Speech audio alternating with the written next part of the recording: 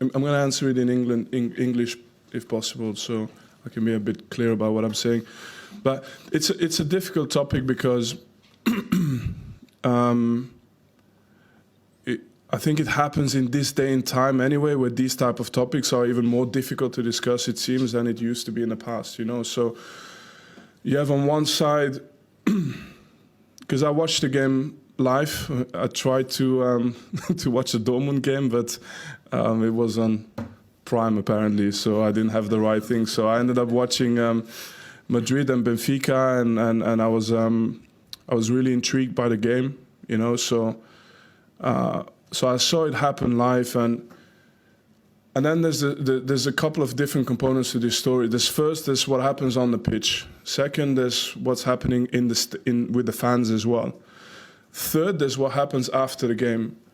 And for me, in those three things, there's some clear separations we need to make. So what happens on the pitch, for me, you have Vinny Jr., who, when you watch the action itself, his reaction cannot be faked. You can see it. His reaction is an emotional reaction. I don't see any benefit for him to go to the referee and put all this misery on his shoulders. There is absolutely no reason for Vinny Jr. to go and do this. And he does it, and when he does it, I think in his mind, he's doing it more because it's the right thing to do in that moment. So he goes and does it, and next to him you have Kylian Mbappe, who normally always stays quite diplomatic and on every side, and Kylian Mbappe is really clear about what he heard and what he saw, and he's even more clear after the game when he speaks about it. So all of this happens, but then of course you have a player who's hiding what he's saying in his shirt. And on the end, you have this side of it, which I think is a little bit okay. You have a player who's complaining, you have a player who says he didn't do it. And I think unless the player himself comes forward, it's difficult. It's a difficult case. So I understand this. But then in the background, you see in the stadium, there are people doing monkey signs. It's happening in the stadium as well. It's happening. You can see it's in the video. So it happens. You have on one side the altercation between the players. You have on the other side what happens in the stadium as well.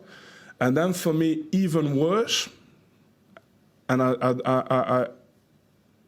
I'm clear in what I say, is what happens after the game.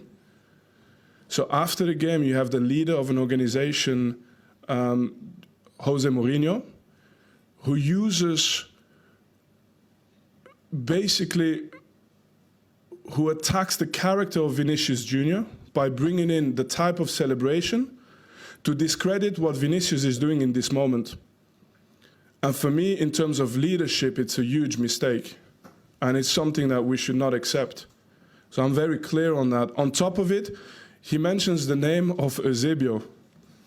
To say that Benfica cannot be racist because the best player in the history of Benfica is Eusebio. You know what black players had to go through in the 1960s? Was he there to travel with Eusebio every away game? When he went to every place in Europe? Probably at the time, because my dad is a black person from the 1960s also who made his way. Probably at the time, the only option they had is to be quiet and to say nothing and to be above it and to be 10 times better, to get a little bit of credit and people say, actually, he's good. That's Eusebio's life, probably.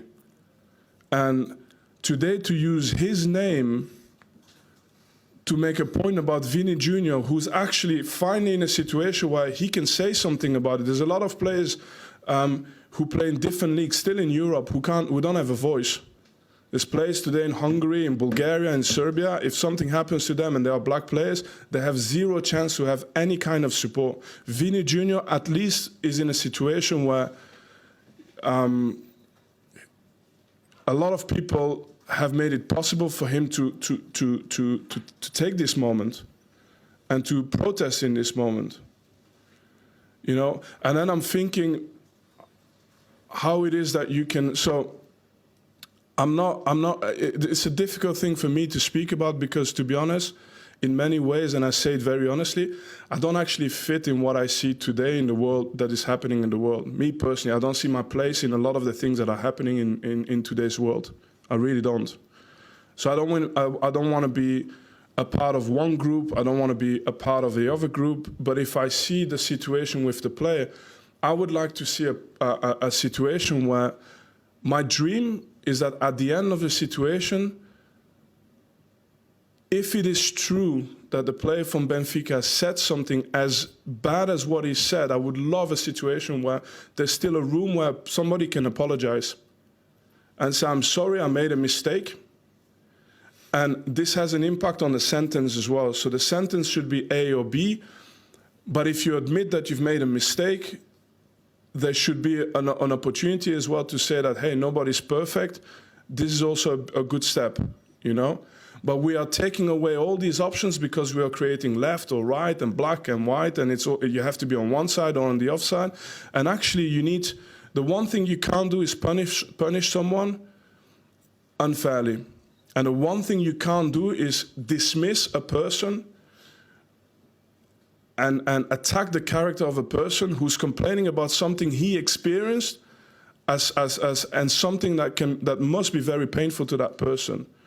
So there's something that needs to happen, but and I'm just thinking, I'm sorry I'm going on this, but I'm just thinking, you know, when Jose Mourinho is doing the knee slide at Old Trafford, when he goes because he attacked the celebration of Vinicius Jr, when he goes to the fans in the semi-final Inter Milan against Barcelona, and he goes in front of the Barcelona fans and does the celebration, when he plays against Sevilla with AS Roma, and in that moment he's fighting with the referees, and the referees have to go under protection, leave the country under protection after that game. In that moment, if someone was racist to Mourinho, I would have hoped that all of us would say, stop, it doesn't matter his celebration. Let's listen to what he has to say. And let's defend some simple things, some core things. But again, even in that sense, I like to give context. So I have to still say that I know so many players, and I'm thinking about this situation, who have gone through it, and it's important I mean, it's happened to Eto'o, to Samuel Eto'o, it's happened to Mario Balotelli so many times. Okay, so it was their celebration as well? Okay, maybe there were some characters with personality. What if it happens to Patrick Vieira? What if it happened to me? You know, 20 years ago I was in Sevilla, and then we're going to say, oh, it was 20 years ago. Okay, I was in Betis Sevilla. I was there with Cheick Tiote. Cheick Tiote is a player from Newcastle who died with a heart attack when he went to China. An unbelievable person, like a heart of gold. Both of us were 18, 19. We go to this game, and you have the Betis Sevilla fans going on the fences, singing Ku Klux Klan, doing monkey chants, going on the fences like monkeys. And we played a game. I was happy to score a goal in that game as well because of this. And it happened back then. So was it my celebration as well? What did I do? You know, like, and at the same time, I have to note something. It was also one of the most beautiful moments in my career, because the Betis Sevilla fans of the General Stadium started to boo against the ultras from Sevilla, from Betis. So you had a fight within the stadium of fans who were not happy that the ultras from Betis Sevillas were doing these things, who were protesting. And I found this beautiful, because I said, okay, you know the world is not perfect. You have so many things, so many situations, but at least you have people from the same club fighting because they don't accept this, you know. So it was also a moment. But then you fast forward, and I'm a coach now, not so long ago. And I told you this story not so long ago. I go to Club Brugge, and I played for the national team. I was the captain for the national team. And me and my staff, we get called brown monkeys, and so on. And after I complain, I see how all of these politics happen again to kill the story. So no consequences, no nothing, and I have a voice. What do you think for the people without a voice? The problem is not necessarily the incident. The problem is how after that everything gets put in motion to basically sort of, I'm sorry, I'm going because I'm thinking about this as well, but so what you see and what you feel when you grow up with these issues is that somehow, somewhere down the line, this translates into maybe lack of opportunity. Because what happens is that you get pushed further and further away, you get branded more and more into one way, and actually what needs to be done to grow closer together takes a lot of time, takes a lot of effort, but what happens is exactly the contrary. You get put into one, you get pigeonholed into one group, and the other one gets pigeonholed into the other group, and you just grow further apart. And so my thought about this is, and now I'm going to finish on this because you've opened up something for me here, but I'm going to finish on this. In the end, I'm not saying go left and kill or go right and kill. That's not what I'm saying.